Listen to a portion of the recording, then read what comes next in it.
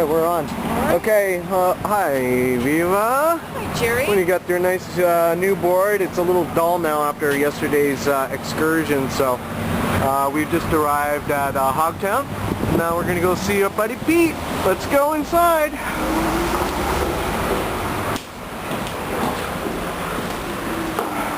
Hi Pete. Hey Pete! You're on camera. Say hi. I'm not happy today. Oh no! I got Come on. flooded out again. Oh no. Peter, Yeah. how long have you been here, the captain of Hogtown The Sports? captain? Yes, the admiral. Team The captain. admiral. I started Hogtown in '83, and that's really when I started snowboarding. And I skied hardcore up until then. And I got so sick of breaking skis, ripping out bindings, busting ski poles, smashing my face with ski poles. So you got tired of the garage sale? Well, no, I moved back from BC, or Alberta, work at Lake Louise Ski Resort, and I spent one day at Blue Mountain. I'm like, I guess that's it for skiing, really. And then I thought, oh, you know what, I'm going to start getting into skateboarding. I couldn't afford to ski anyway. And I got into skateboarding. And in some ways I like it better because it's more interactive. Like, you're not at a ski hill. It took me 7 years to get snowboarding allowed on the various ski hills. And we finally, '83, we started trying to get on, and that was the funnest thing ever, trying to get snowboarding allowed. We showed up at this one resort, Alpine Ski Club. It's a Jewish private ski club. Apparently it was all arranged, and they go, no, you can't do it when we get there. Beautiful powder day. So I go into the manager's office, what happened? He goes, well, one of the executive members came in and said, get those guys out of here. Okay. We just stuck around all day anyway and just hiked. It's beautiful. So they gave us every excuse in the book why it was unsafe, why we couldn't do it, blah, blah, blah. It wasn't until the Alberta hills were really the most open-minded, and they still are. They have the most amount of hills that allow snow skating. How are we doing, Nance? So I just talked to Byron, and because of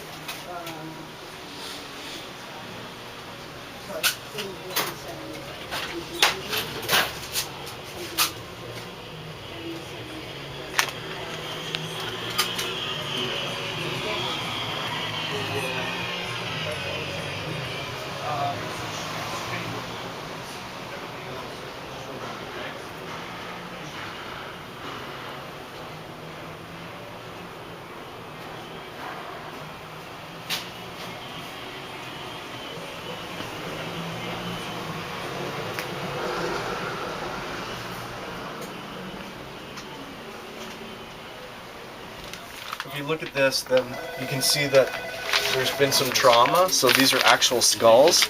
And then if you look on the back, it'll tell you what blunt instrument was used to bludgeon the victim. It's not a sledgehammer. Yeah, it's not a chisel. It's an axe. It's not a right? switchblade. So if we look at this one, then this one, we see there's been a trauma here to this part of the victim. And then we look at the back, we find out it's a machinist's hammer, right? So, I mean, here we go. Here's another injury.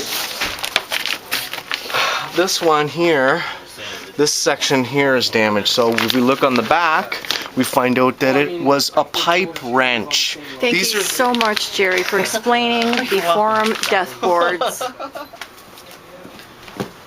Welcome to Rock and Talk. Today's guest is Peter Wheldrake, the founder of Hogtown Extreme Sports in downtown Toronto, Canada, and also a legendary pioneer in the sport of snowboarding. Well, not really. What do you mean, not really? Well, Jake Burton Carpenter and Tom Sims and Chuck Barfoot are the pioneers, and Dmitry Milovich, who started Winterstick. They're the pioneers. When I got into the business in '83, they were already well established, and there was like 5 companies. And I started selling all 5 brands pretty much, and it was a lot of fun. Like, Tom would answer the phone, yeah, this is Tom. Like, there was only 5 companies. And then by 1995, there was 500 companies. But you were pioneering in For Ontario. Ontario as Yeah, well as... I was the first snowboarder in Ontario. Exactly. Really. Yeah. So how did that go for you? That was fun. Trying to get snowboarding allowed on the ski hills took 7 years, and it was super fun. they told us every excuse in the book why they wouldn't allow it, and it took 7 years, and it was amazing because I got tons of free riding out of it because I'm like, well, at least let us come up and let us show you what it is. And back then, the boards were just these little wooden boards, and didn't really have a lot of control on hardtack. And so I put my own base and edges on it. Look at the base finally came off after like however long that is, 25 Wow. years, 28 years. I put my own base and edges on it and hitchhiked down to the U.S. Open to enter the race. Just knowing really that I would suck at it, but it was just interesting to go down and really see what it was about, and I learned all about it and saw everyone. And, I mean, the second year I went, Tom Sims still had his boots painted white from being in the James Bond movie, A View to a Kill, and it was pretty interesting.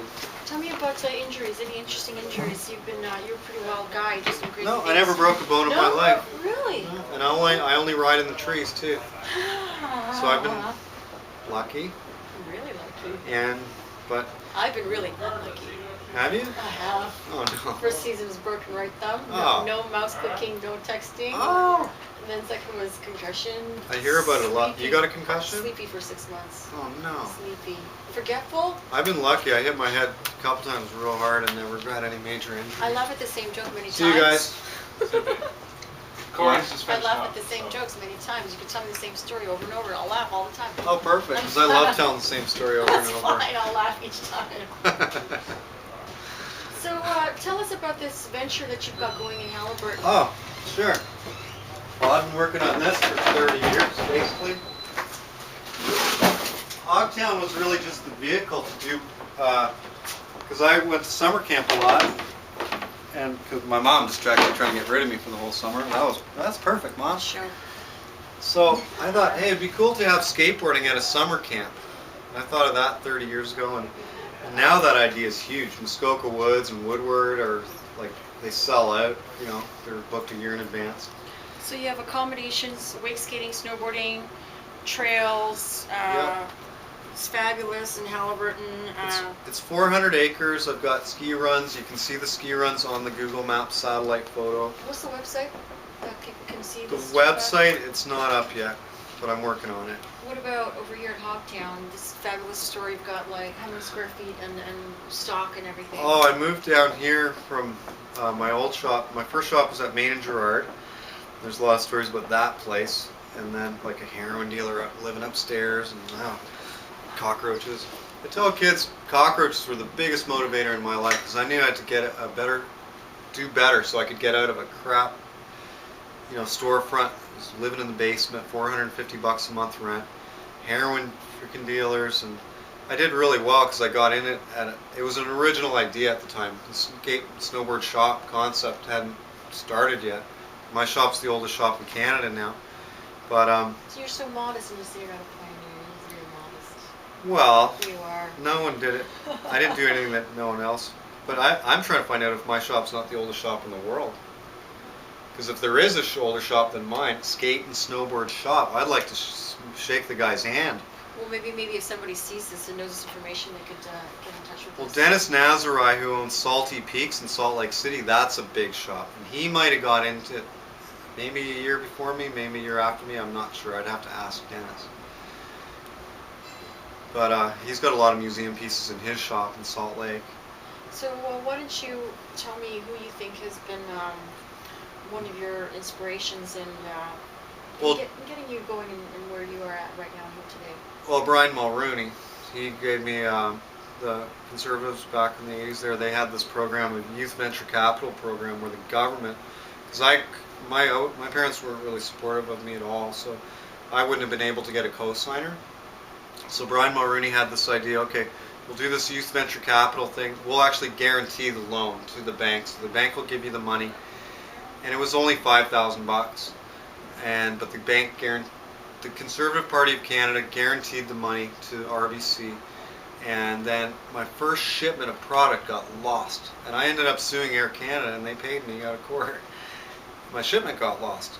And I had to go back to the bank and borrow more money to get my stock because my shipment was lost. So they gave me more money. So I ended up having to borrow about $12,000, paid it back interest-free, and just kept turning over the stock. And back then it was great because now you have to pre-book all the product, but back then I was like, okay, I need 10 Burton snowboards. I'll drive down to Vermont, it'll be here tomorrow. I'd drive down to Vermont, I'd pick the boards up, I'd do the customs work myself, I'd bring them back, and I could just keep turning over the product really fast. Now that's not so easy. It's suicide compared to how easy it was back then. Because when I started, it was an original idea. There was no other shops. Now there's tons of shops. That's great. What about, how do you define the difference between the snowboarder and the skier? There's two different breed of animals. Two different Well, there's a lot of different style of skiers and a lot of different style of snowboarders too. And I would consider myself basically a skier who snowboards, because I look at things more sort of from the skier perspective. Yes and no. But there's a lot of different kind of people, a lot of different kind of everything, and a lot of different aspects to the sport. But what's really kept me interested in, okay, what I heard a guy say, he was a BMX pro, he said, if you get bored in the sport that you do, you're either two things. You're either the best in the world, or you lack imagination. And I think when people get bored or tired of their thing, they've got to try to find a way to, just like a relationship, you've got to work at keeping it fresh. So snowboarding for me was a huge breath of fresh air from skiing. I was a hardcore skier. I've spent over 1,500 days on the hill. Getting out of ski boots was huge for me. I used to hitchhike to the hill with camping equipment, camp out in March at Horseshoe Valley, hitchhike with my camping equipment, all my ski equipment, take the bus to Finch and the 400, hitchhike up, and then this was so much better. I could wear the boots, the board was compact, I would hitchhike to the hill. The last time I hitchhiked to the hill, the OPP stopped, they're like, hey, you still have an outstanding warrant for freaking open liquor. Well, that's 4 days in jail. Well, luckily for me, my dad actually came and paid the $40 and I paid him back. That was one of the last times I hitchhiked to the hill. That's your original Since then I have a truck. Is that your original boot? I love these boots, and I have 2 pairs of them, and these liners are really unique. They're made by the Dale Ski Boot Company in Utah. And I'm like, do you still have any of those old liners? I'm like, you like those? Yeah, we still have those. These liners are amazing. They dry out quick, they're easy to take in and out. And a lot of things people don't realize is that after a day of snowboarding, you always want to take your liners out to let them air out properly. I think I had that problem last week. I didn't do that. There you go. It doesn't take much, and they will be damp if Yes, you don't they pull will them be. out. Yeah. So basically, it's the same kind of sport but different equipment. However, I see a lot more interesting graphics. It's more and functional. More death and crazy Well, graphics. it's funny. It's a lot more. It's funny the influence snowboarding has had on skiing. Skiing, originally, we got a lot of our technology. The original snowboards they were not thinking ski technology at all. They were thinking surfboard and skateboard technology. Well then, when they started thinking, oh really, the way we should be making this is the way a ski's made, then it really took off. So then, snowboarding evolved and it influenced skiing. It influenced the super side cut skis. It influenced the twin tip skis. And they even have reverse camber skis now even. It influenced the way people ride powder on skis, because they have skis now that are as wide as a snowboard. So it sort of goes back and forth, and the two sports evolve off each other.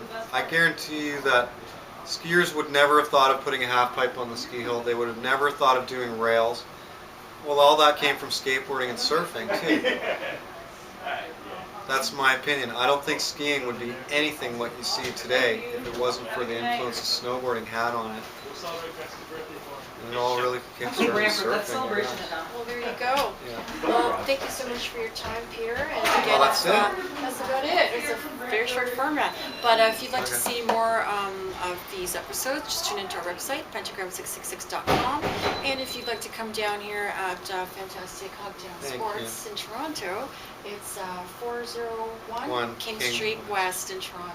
Thanks again, Peter. Okay, Viva. You're welcome. See you on the hill. All right.